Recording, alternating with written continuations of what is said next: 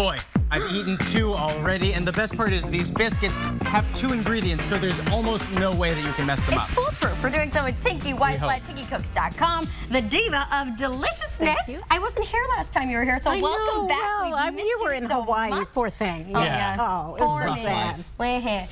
2-ingredient biscuits. 2-ingredient biscuits. These are from Nathalie Dupree, who is like one of the grande dames of Southern cooking. And Nathalie has co-written an entire book about Southern biscuits. You were telling me you asked her permission to use this recipe on the show. And she said, Tinky, 2-ingredient biscuits are for everyone. They belong to the world. So there you have. Thank you, Miss Nathalie. Well, thank you, Nathalie. Now we want to give them to you all on this Mother's Day show. So what do we have? Well, Lauren has been whisking my self-rising flour.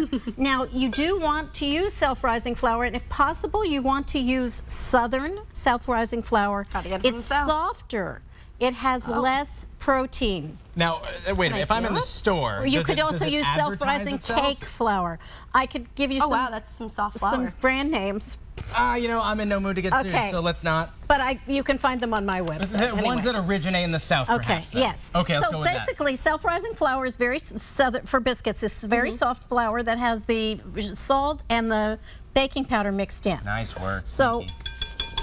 Lauren has nicely whisked this so that it's all loose. Then we do this. We kind of make a little. Oh, we do the not exact an entire well, just sort of a hollow. Oh, and then ingredient 2, cream. Now you may think cream. Cream. But butter is cream, so it's like putting butter in your biscuits. Only it saves you a step because you don't have to cut it in. So I'm pouring this into our little hollow, and it will move around. Cream is just butter that hasn't been whipped yet, right? That's correct. Okay. Things I learned. Then we just kind of move them together. And the trick with these biscuits, and I have to admit, they do take some practice, and I'm still learning, but if I made them enough to learn perfectly, then I would be this large. So we don't want to do that. But if you need more, I don't think we're going to need more cream. We have more cream if we need it. But you just kind of get them so you really don't need them to be totally mixed. You know what I noticed too? A lot of recipes you have to beat something thoroughly, make it all an even consistency. No, we want to keep the softness of the flour so that our biscuits are like little pillows. Exactly. Feels like you're eating pillows. Pillows with delicious brown pillows. tops. Okay. And that's kind of all we're going to do. Then we're going to grab our board. Flour it thoroughly. Flour and more of the. You can use the self-rising flour. For this, you can use any flour. Any flour. I had the self-rising flour with me, so I just did it. And see, this is very, kind of loose and goopy, and that's just great. We want it to stay.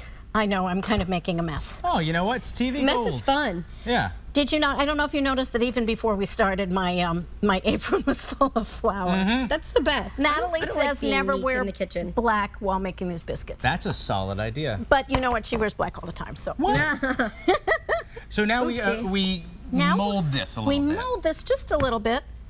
I'm going to do it because you guys have to go interview people. I mean, I can. You want to do it? Okay. All right, what do I do? You're just gonna don't just pat it into a little, could be either a rectangle or a round. Okay. How thick do we want it to be? Ideally about ½ an inch. Okay. But it's all whatever you make. That's my I feel as if there's very little way to mess these up. There is, because even, and I could show you, but maybe I won't, my unshapely ones. Those are the ones we've been snacking on. Yes, the ones we've been snacking on. Even those taste delicious. I should say you do want to eat this the first day. Okay. Oh, those are actually the good ones. Yes. And when my sister-in-law, who has practice, makes these, they get like this tall. But is this the ideal height, would you argue? Yes, you want them to be puffy. So they'll rise a little bit. And so what we do is, to make them help make them rise, we fold it over, then we do that again. And then once they're done and we cut them out with these cookie cutters. We cut them out with our cookie cutters, then we put them in a quite hot oven, 450 degrees. For how long, roughly? 6 minutes, then you turn them around, and then they cook for another 6 to 8 minutes. And I have to say that my sous chef, Peter, Seth's dad, was my timer, and he did all sorts of stuff this morning. He was looking for something to do while my mom was getting the makeover. Well, he was very, let me say one more thing. Sure.